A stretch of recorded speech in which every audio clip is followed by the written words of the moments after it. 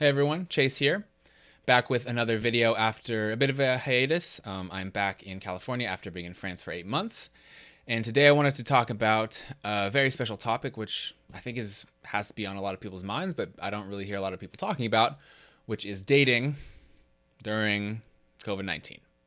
Yeah. So long story short, I was in France for 8 months. Obviously went into a very hard lockdown, got out of that, and things really kind of got back to normal by the time I had left in late July. People were going out. There was definitely a sense of normalcy, right? And that you could still kind of maintain a normal social life. I think, they're obviously going to have a second wave of coronavirus. It's obviously very bad. But things really were kind of getting back to normal.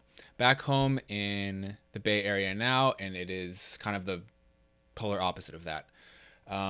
People are staying inside. People are being very respectful of social distancing. People are wearing masks, which is great. But for me, brings up the question, if you are single in this social climate, how do you meet someone and date? Yeah. I guess a simple solution would be apps, right? Which I suppose I have been used successfully in the past, if I could say, to meet people. But as a main means of like dating and meeting people, like not so great for me. Yeah, I find them a bit overwhelming, right? It's just a constant stream of people, just swipe left, swipe right all day. Kind of ridiculous. You can find yourself at a certain time talking to multiple people at the same time. You're like, wow, this is a lot. It's a bit overwhelming, I find. And more importantly, like I really just feel like it's difficult to determine if you really have chemistry with somebody through a screen, right? How do you know if you really like somebody and there's attraction until you are with the person physically, and you get a sense of their vibe, you get a sense of how they carry themselves, and you see if there's actually attraction, okay?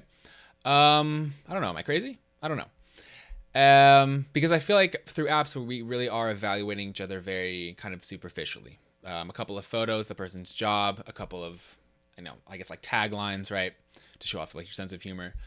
But it's very like just kind of on the surface stuff. And like I said, like how, in life, sometimes you meet somebody who is not your prototype and who surprises you, who has like a weird job and they're not into any of the same stuff that you are into. But for some reason there's chemistry and there's attraction there. And I feel like virtual dating, I don't know. Does that happen? Is that even like a possibility? So that's my question, right?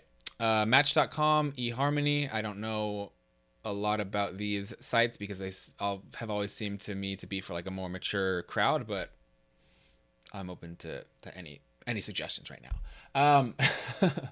Yeah. So yeah, I mean, I guess the main question is, how are we as like people who are single going to have kind of normal social lives and date when we live in this world in which we have real barriers, in which we have to maintain distance, in which we have masks, in which, it's a little bit more complicated to go up to somebody on the street in your normal life and say hello.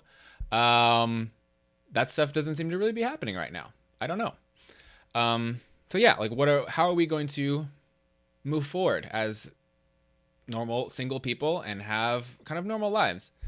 For me, it brings up a very interesting question. It's a strange situation that we're all in right now, but yeah, I don't know. We'll see.